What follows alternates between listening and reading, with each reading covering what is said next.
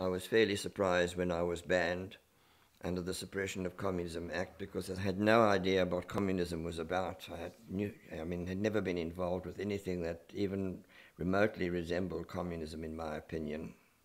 Well, the letter that they actually wrote to me said I was acting in ways which were promoting the interests of communism. They didn't accuse me of being a communist, but under the Suppression of Communism Act, people who were acting in ways that promoted the interests of communism were classified as communists. I couldn't work in any educational institution. I couldn't attend any gathering. I couldn't talk to more than one person at a time.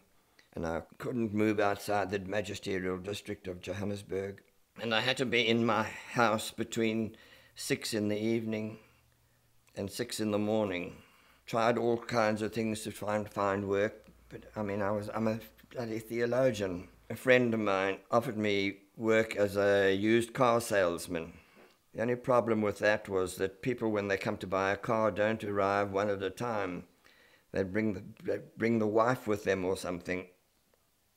And I can't talk to more than one person at a time. So I could no longer be a salesman. They eventually allowed me to be a stock controller, just bringing in cars to go on the showroom. I mean, a number of things happened. One of the very early ones is that there's this drive-by shooting through our front windows. So we're terribly nervous because our lounge room is on the street. There was a fairly high wall, with the windows above the wall. So what we did was we cut all the legs off all the furniture, so we were sitting basically flat on the floor so that the bullets would go over our heads. The guy across the road from us is informing. Whether he's a security policeman, I don't know, but he's certainly a police informer. So he's watching the house, sending in reports constantly. If anybody wanted to come and see me, which is illegal, they could come and see Shirley, but they couldn't see me. So if somebody came while I'm talking to people... He would leave his bed ruffled and a book open next to his bed. If the police arrived, I could dash into the bedroom and pretend I was in bed. But he was in his pyjamas. The vicious stuff started happening. We had a beautiful black Labrador, Claudie. And poor thing comes in with his legs broken. And then the worst of all was Rory. He had his very special pet cat who he'd always take by its tail and swing over his shoulder and walk around with this cat hanging onto its tail, and the cat would just snuggle into his neck. And then one morning we went out and the cat is skinned and nailed above the front door.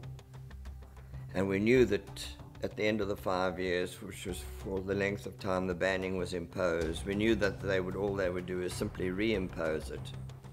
So it wasn't going to be for 5 years, it was sort of indefinitely into the future. Plus the fact that our children, we had 3 boys, and South Africa had compulsory military service.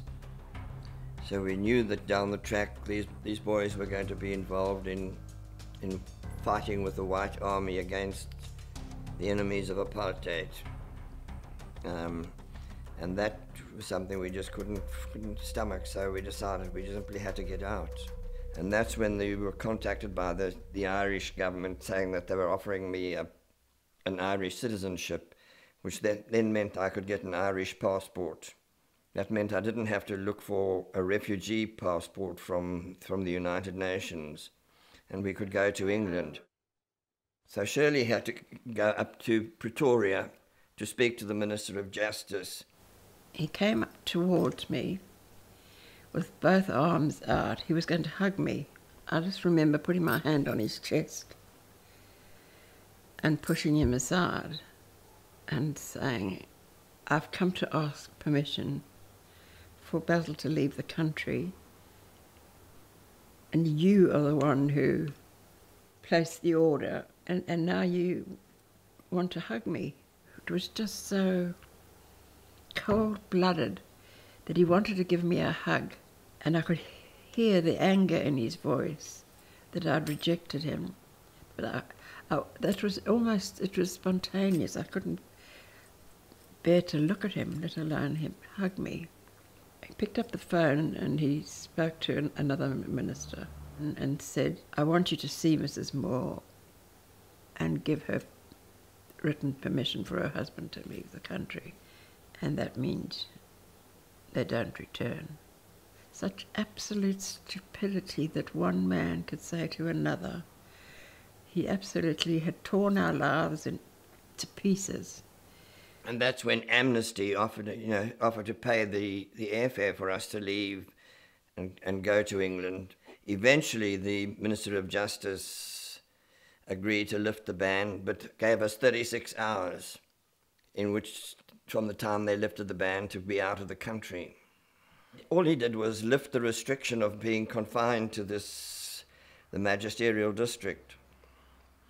But they didn't lift the banning order about being able to talk to only one person at a time. I had to travel in a car separately from Shirley. Shirley and the kids had to be in one because I'm in there with the taxi driver.